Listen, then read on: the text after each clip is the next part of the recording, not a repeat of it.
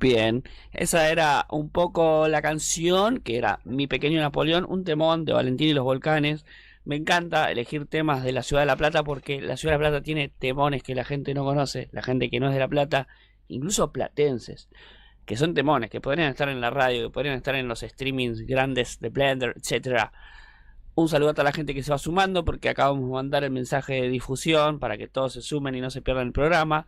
Nuestros primeros espectadores que sean fieles y seguidores. A mi derecha sigue Nahue, pero a mi izquierda se sumó Ulises Lazarte, que va a estar hablando de cine.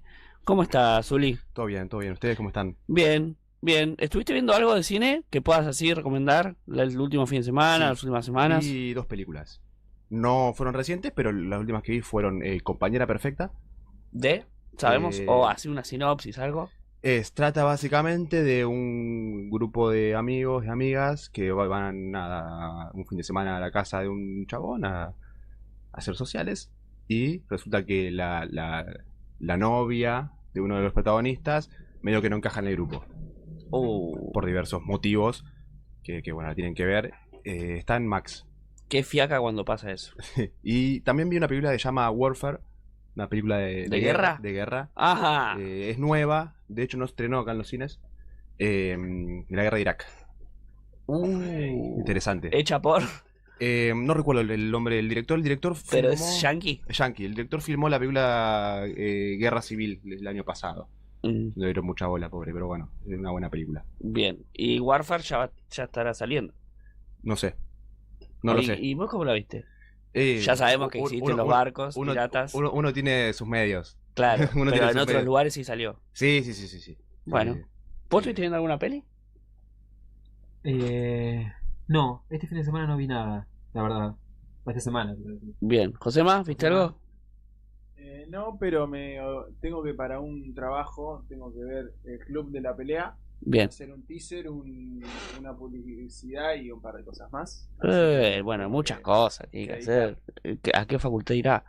Bueno, un saludo a Nora Serio, a Carla Verdequia, que se sumaron y saludan del otro lado del chat. Yo no vi nada, lo último que vi fue la serie Twin Peaks. Ah, ok. La terminé de ver. Lynch. Sí, muy buena. La recomiendo, por cierto. Está en algo muy loco. ¿Sabías que existe en Mercado Play? Yo no quiero hacer la publicidad. Sí, sí, Sí, sí, estuve viendo algunas cosas ahí. Gratuito. Gratuito. Por ahora. Por ahora. Es como todo, como el CapCut antes era gratuito. Tal cual. ¿Cómo me cabió con Cap? Dios. Bueno, ¿qué trajiste para hoy, Uli? Vamos a hablar un poquito apenas de historia del cine. Un poquito porque, bueno, es un tema que lleva tiempo. Lo voy a resumir primero en una parte. Yo quiero que sepas que tus columnas, los titulares, generan polémica. Ok, bueno, Porque bien.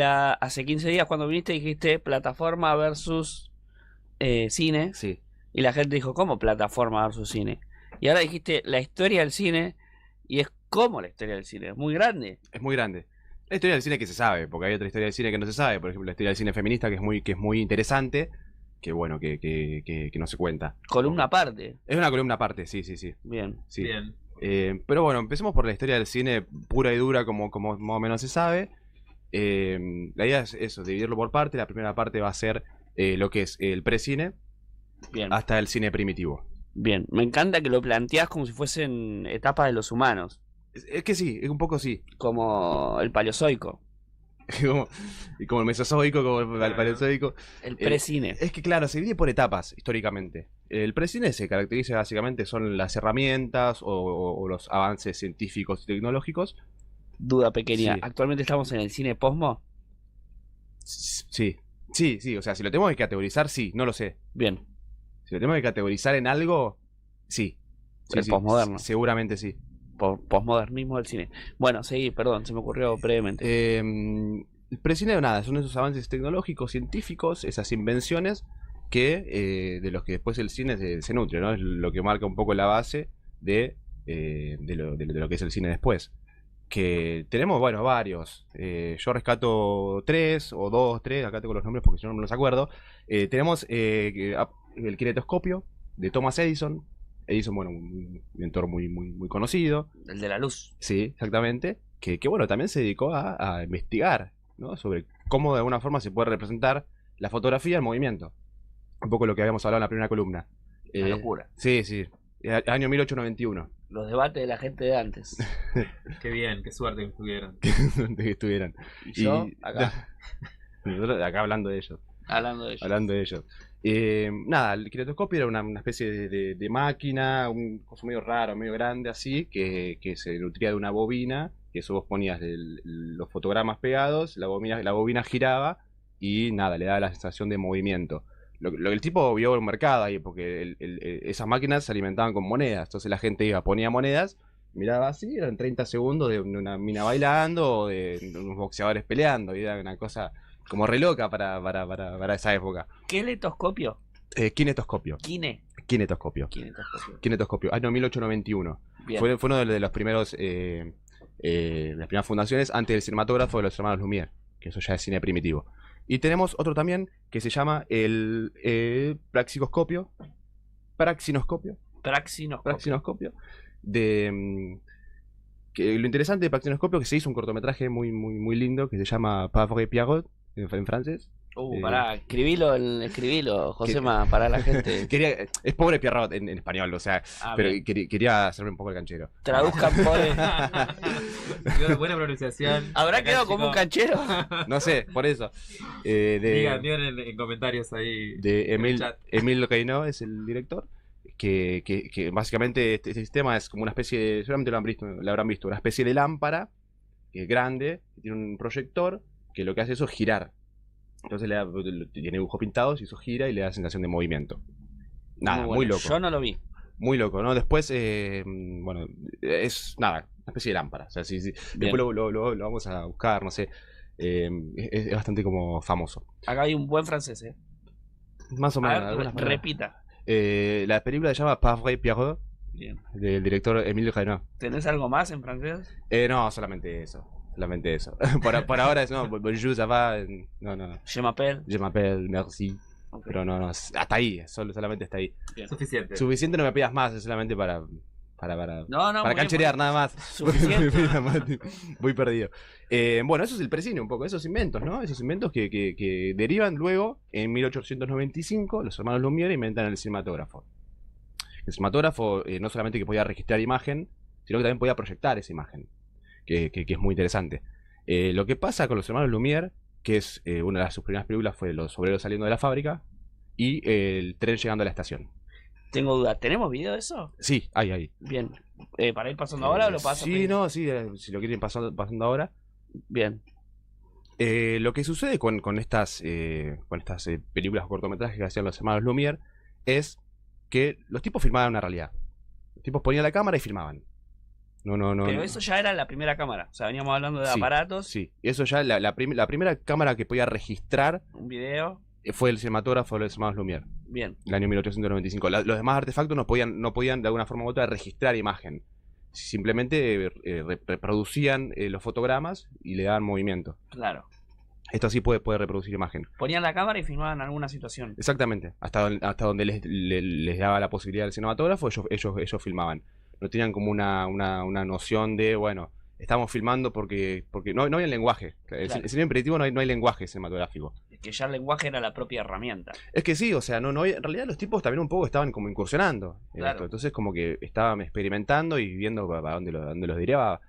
Y con esto es muy interesante porque la gente que fue a ver la proyección, sobre todo la de El tren llegando a la estación, bueno, imagínate, año 1895, llegaba el tren, claro, se acercaba a la pantalla, y la gente como que, bueno, se pegaba un cagazo bárbaro, algunos se descomponían, era como, viste, medio loco todo. Estaban viendo nada, un tren se les venía encima y imagínate esa época, ¿no? ¿Qué mundo nos 1895. perdimos, boludo? ¿Qué Qué mundo nos- divertido que es. Lo mismo cuando vos el otro día contabas lo de las velas, que Sí. no sé si vos las de Azulí, que en las horas de teatro antiguamente, como no Los había teatros, luces, se iluminaban con los candelabros de los grandes teatros, inclusive Claro, los teatros como en Colón, eran velas. sí, ¿no? sí, era todo vela. claro, todo y bien. se caían. Sí, quilombo bárbaro. Claro. Quilombo bárbaro. Quilombo, perdía ¿Qué, poco qué todo. mundo, gran Qué mundo, mundo, muy qué divertido.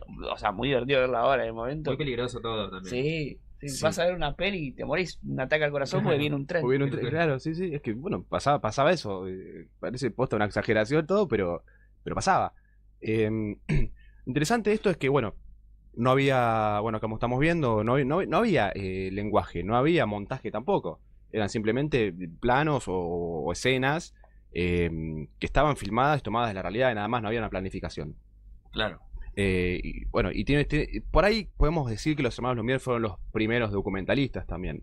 Si bien el primer documental registrado es Nanook el Esquimal, de 1922, podemos decir que los tipos filmaban la realidad y ponían el ojo en la realidad y filmaban. No es que había algo extra que ellos ponían en los planos o en las películas. Claro. Y aún así, pasamos a Georges Méliès, Bien. un autor muy interesante también, que su gran película o su gran cortometraje en 1902, Viaje a la Luna. Bien. ¿Todo esto se puede ver? Sí, Viaje a la Luna también está. Bien. Viaje a la Luna está. Y bueno, acá vive como una contraposición muy loca con los hermanos Lumière, porque los hermanos Lumière, como decíamos, filmaban la realidad, la angulación de cámara, filmaban en perspectiva. Si bien no tenían noción de cómo usar la profundidad de campo, los tipos filmaban en planos generales, pero con perspectiva. O sea, ponían la cámara en la forma oblicua.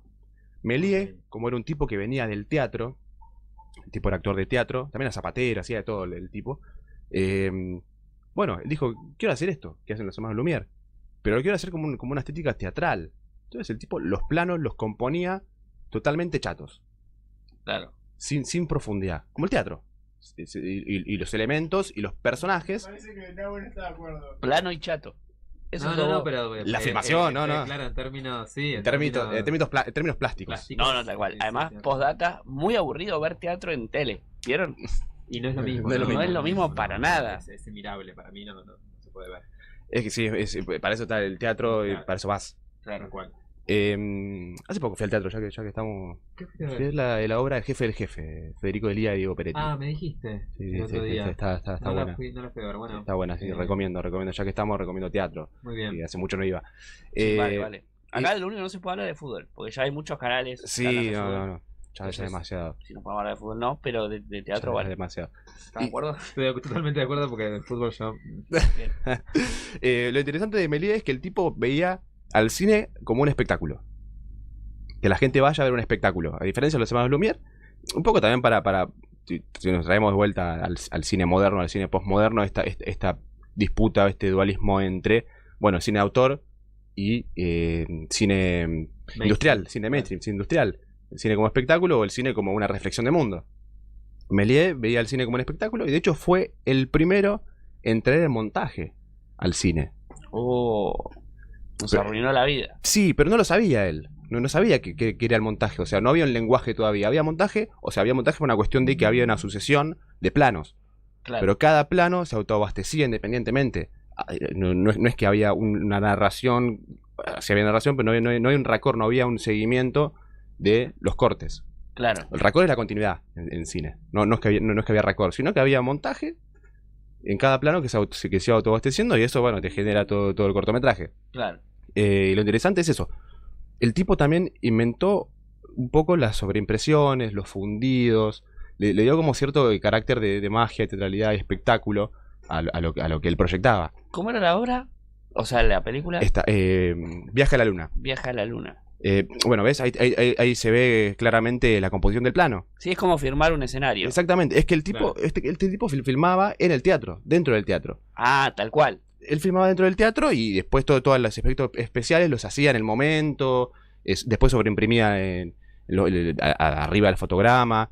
La verdad que era muy, muy interesante. Méliès es para mí uno de los... Incluso lo preferiría antes que los hermanos Lumière, por cuestiones plásticas. Y lo que pasa acá es que, bueno, al no haber montaje, al no haber raccord, es como que bueno, es solamente son esa asociación de imágenes y nada más. Claro. Hasta que pasamos más o menos a el año 1903, 1904, con un personaje muy interesante, un director ya norteamericano, llamado Edwin Porter, que se basa mucho también en la escuela de Brighton, que surgió en ese momento con directores como Williamson, Smith, que los tipos empezaron a ver, che loco, acá hay algo, acá hay un lenguaje, acá podemos planificar lo que vamos a filmar. Ya empezó a haber planificación. Y con Porter, en el asalto y robo al tren, se sigue manejando la utilización del montaje, sin raccord todavía, no es que había una noción de continuidad, pero ya había montaje, y ya lo estaban utilizando para construir un lenguaje. Claro. Todo esto sigue siendo cine primitivo. Claro. Este es, o no, Este es Asalto y robo al tren. Asalto y roba el tren. Fíjense, esto es una maravilla. Para mí Porter es increíble lo que hizo en 1903, 1904, más o menos esto. O sea, él ya cambiaba de planos. Él sí, es lo que hacía Méliès, pero sin la cuestión fantástica y de espectáculo que hacía Méliès. Aparte, fíjense que esto transcurre más o menos en el lejano oeste y ya se empieza a discutir el género.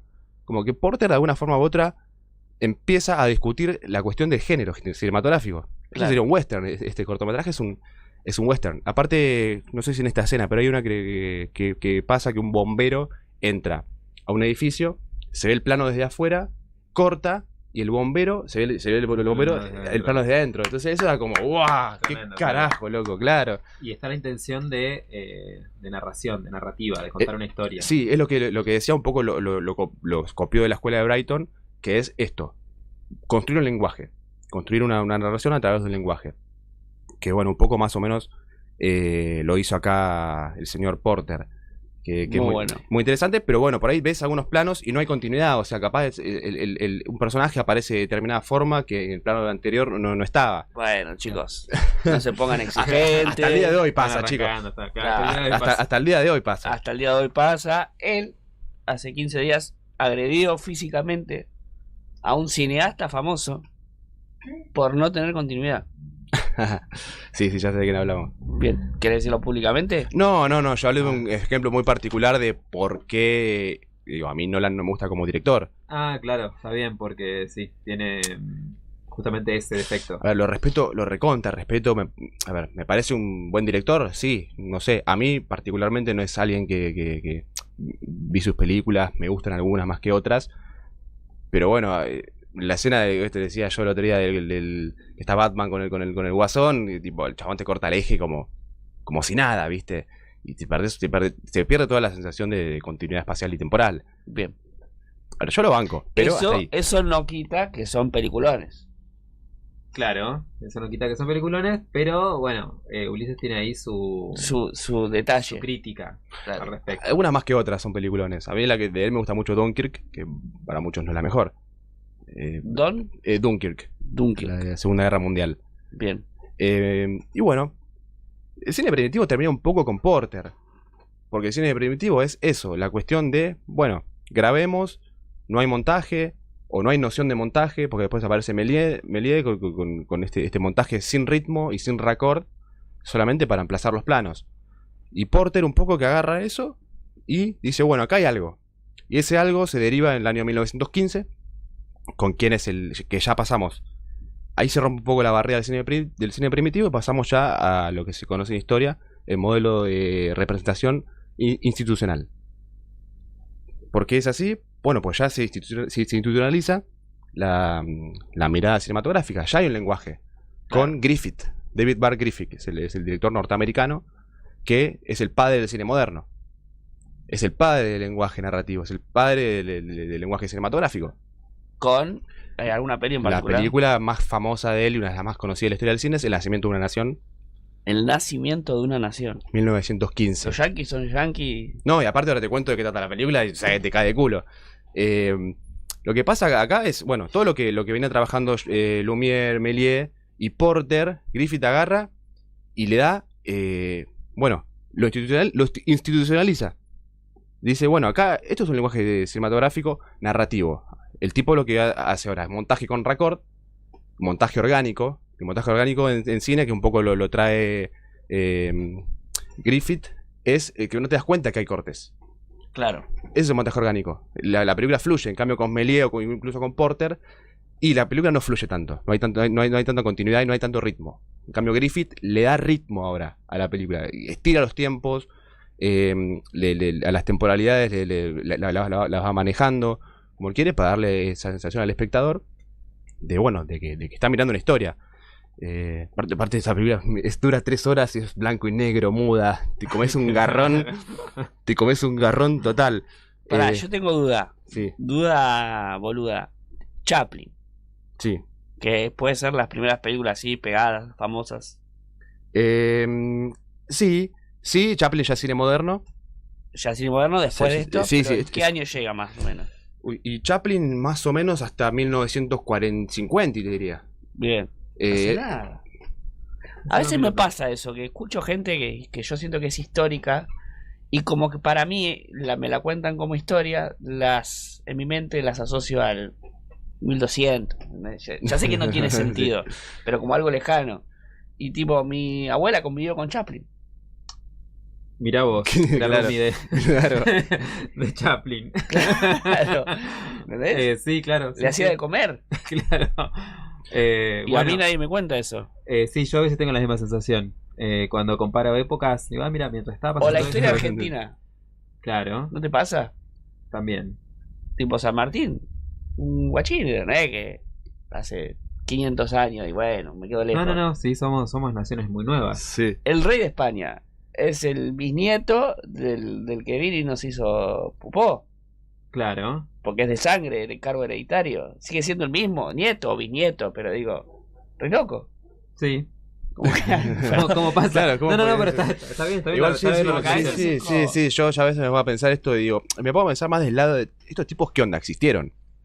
De ese lado me lo pongo a pensar, digo, ¿qué onda esto? ¿No? ¿Qué onda Griffith? Y filmó esto y tipo marcó nada, una nueva era en el cine. Sí, a mí lo que me pasa también es con el siglo XX. Con los avances del siglo XX.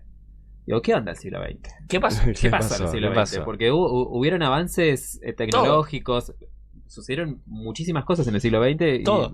Claro, fue un siglo impresionante. No deja de. Y fue hace muy poco tiempo. Claro. Sí, no, fue hace nada, por No eso. hace nada. Y bueno, por eso el cine es tan nuevo que bueno, que incluso se sigue reformando. Bueno, Nacimiento de una Nación, para contar Eso, un poco de se qué la trata, peli? trata un poco de dos familias, que también está bueno esto, son dos familias, una del norte y una del sur, que transcurre durante la Guerra de Secesión en Estados Unidos, y está bueno porque acá se empieza a usar el montaje paralelo. El montaje Claro. paralelo que muestra dos situaciones distintas en temporalidades y espacios distintos, que antes no existía. Entonces está contando dos historias al mismo tiempo que están unificadas por el montaje. Claro. Tipo, Resarpado, 1915. Y trata, bueno, de esas dos familias, durante la Guerra de Secesión, de todo el quilombo que pasa, el asesinato de Lincoln y la formación del Ku Klux Klan.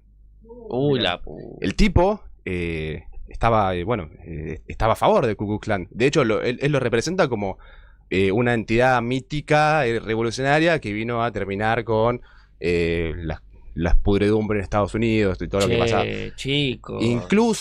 Incluso los actores que hacen de afroamericanos eran blancos pintados de negro. De negro, claro. Entonces, un poco los tomaron los rusos a esto para el cine de propaganda. Después. Sobre todo para la Revolución Rusa, que fue en 1917. Ujú. Lo tomaron para, bueno, el cine es una propaganda, que después vamos a ver ya el cine soviético con Eisenstein, con un montón de autores que transcurren durante la historia del cine, que son muy interesantes. Pero bueno, cuestión, Griffith, montaje paralelo, raccord, continuidad, primeros planos también. Se utiliza por primera vez el primer plano. Igual imagínate, la gente en ese momento no entendía nada, un primer plano.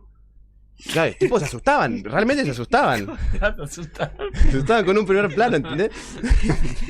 Es como la evolución ¿viste? Las pelis de terror que te aparece en primer plano. Sí, sí. Imagino que el sentimiento debe haber nacido ahí. Alguien dijo, la gente se asusta con una cara de cerca. Claro, lo que pasa es que para mí es siniestro, imagínate. De repente, Es que a nadie ves tan de cerca. claro, aparte es algo novedoso, es algo que nunca viste Y es algo y que no tenés idea cómo funciona. claro, y no sabes qué Sí, sí. carajo es lo que está pasando. Puramente psicológico era. Ya, bueno, la gente pobre quedó traumada con el cine. Ya con el tema del tren que parecía que los iba a arrollar. Después con Méliès que hacía cosas de fantasía en el teatro. Y este tipo que después ponía primeros planos que encima eran viñetas, ¿viste? Porque como que cortaba el plano y ponía una viñeta en la cara. Por haber pasado de un plano entero a un primer plano y la gente quedaba como, wow, qué carajo. Y aparte que dura 3 horas y muda y creo blanco y que- negro. Yo creo que estuvieron a nada de tirarlos en la hoguera. De acusarlos de magia De negra. magia negra. Y Muy posiblemente. cerca. Sí, y bueno, y esto un poco también para traerlo ahora al presente. ¿Cómo pasamos de esto a que hoy me lo mandaste, que yo lo había visto, Sí. el video del Festival de Mar del Plata hecho con inteligencia artificial? Lo estuvimos charlando hoy un poquito. Hubo varias teorías. Después hay que tratar ese tema. Sí, pero bueno, digo, ¿cómo el cine se sigue, cómo el cine se sigue reformando? Hasta hacer un video realmente institucional del cine de Mar del Plata, que es cine clase A, uno de los más importantes del mundo, hacerlo con IA es como, bueno, estamos yendo un poco medio al carajo ya, me parece. Sí, nos estamos pasando. Nos estamos pasando, pero 20 pueblos ya, Se no uno. está dando vuelta la rosca. Entonces un poco eso, era compartirles más o menos cómo empezó el cine con estos inventos tecnológicos, con los hermanos Lumière, que fueron los primeros en filmar, que inventaron el cinematógrafo, que después vino Méliès y todo eso surgió en Francia, la escuela de Brighton inglesa, que dijeron, bueno, sí, loco, acá vemos que hay algo, vemos que hay un lenguaje, podemos utilizarlo, podemos planificar las cosas, podemos planificar los planos. Porter trayendo eso ya a Norteamérica, y Griffith, de una forma u otra, como agarrando las puntas de todos los que venían haciendo cine, y dijo, bueno, vamos a hacer un lenguaje, vamos a realizar esto, vamos a institucionalizarlo para que sea un lenguaje narrativo.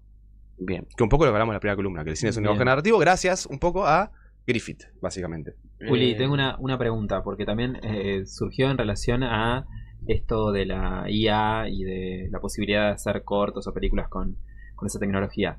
La animación fue en paralelo, digamos, a este surgimiento de la narrativa en el cine. ¿Cómo fue que apareció? No, la animación, un poco también, la animación surgió con este, lo voy a decir de vuelta, con Pauvre et Pierrot, que es una película animada.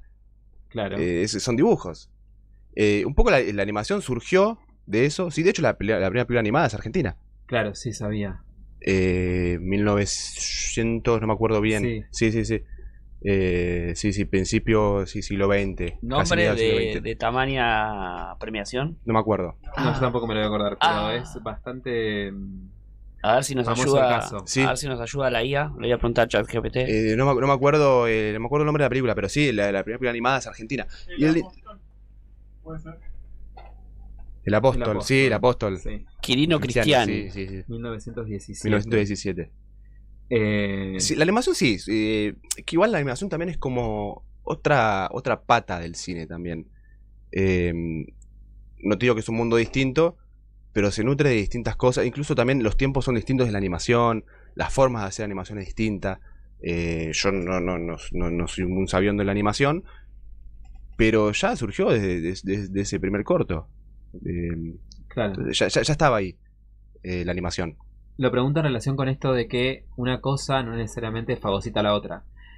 Como hablábamos del cine y el teatro, por ejemplo, que son dos cuestiones que a priori podríamos pensar que una vino a reemplazar a la otra. Digamos que cuando apareció el cine la gente iba a dejar de ir al teatro y iba a ir al cine, digamos, porque es una tecnología superadora, por llamarlo de alguna manera. Bueno, la animación y el cine, digamos, de personajes de carne y hueso, sí, coexistieron y lo siguen haciendo. Y en todo caso, quizás la IA no fagocite al cine como lo conocemos, sino que sea un complemento, o sea, por ahí algo que va en paralelo. Sí, que no sé, yo creo que la IA no creo que pueda llegar a reemplazar. Ahora, porque ¿viste? Es todo muy novedoso, ¿viste? Es todo, incluso, bueno, estamos experimentando también con la IA. Yo no creo que lo vaya es imposible reemplazar algunas cuestiones que el humano realiza. A mí se es me muy hace, difícil. Se me ocurría recién mientras hablaban, que el debate es en pos de que, viste que el otro día hablábamos de cuánto la idea que tiene el ser humano se representa en la actividad artística. Sí, cuán fiel se puede plasmar. Correcto. Se me hace que hay ciertas herramientas que ayudan a que si vos tenés una idea la puedas llevar a cabo, y hay ciertas herramientas que no. Entonces, por el momento la inteligencia artificial no ayuda a eso. No ayuda a que una idea que yo no la podía hacer, ahora puede hacerla, como puede ser la animación o puede ser la edición. Entonces quizá la respuesta va por ahí, como si no ayuda, si no colabora en que mi idea se vea plasmada más fielmente en el producto final, por ahí no se usa. Sí, yo creo que se va a usar, y ni siquiera me muestro en contra, para reducir los trabajos por ahí más robóticos que hace la humanidad, que son muchos. Y en el sentido de las artes, esto, por ahí la edición, le decís que lo edite, que lo junte. Pasa que también hay un trabajo más humano en la edición. Sí, yo no creo, por ejemplo, en el montaje, o sea, no es que no lo puede hacer una IA tampoco, porque el montaje vos tenés que saber dónde cortar, y un corte no es lo mismo, no es lo mismo que otro corte. No, total. Eso no, por más que sea lo más inteligente del mundo, la IA, lo que vos quieras, te puede resolver algunas cuestiones, digo, cotidianas, te las puede resolver, pero hay cuestiones que son puramente de razón humana que no te las va a resolver. Sí, te va a hacer un corte, te lo va a hacer, pero digo, no va a ser lo mismo que un corte pensado. Y realmente, de hecho, aparte para hacer un corte se requieren muchos elementos, por lo menos 3 o 4 o 5. Sí. Yo lo planteaba por ahí más derecho, viste que en lo que es la planificación vos ya podés planificar cuál es el plano, cuánto querés que dure, y etcétera. Sí, eso sí. Si por ahí se le das ese trabajo a la IA, le decís, bueno, este plano va a durar tanto, el siguiente es este, y así, por ahí el chabón te lo arma. Lo estoy pensando fugazmente, pero bueno, eso se me ocurría.